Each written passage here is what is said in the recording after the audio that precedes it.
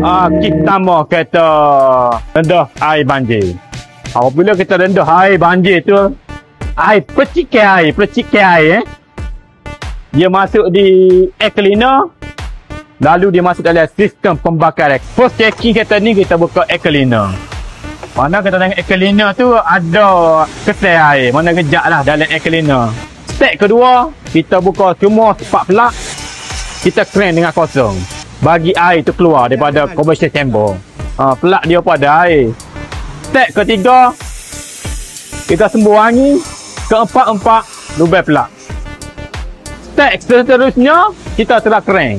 Ngai masa juga lah untuk hidup tu. Selepas enjin tu hidup, inilah ketai dia.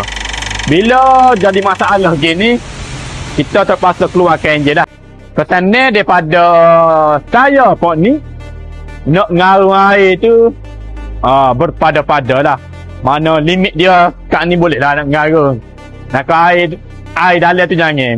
Jangan ngaruh lah. Ada masalah gapo-gapo, mari cek di MF Auto Daca.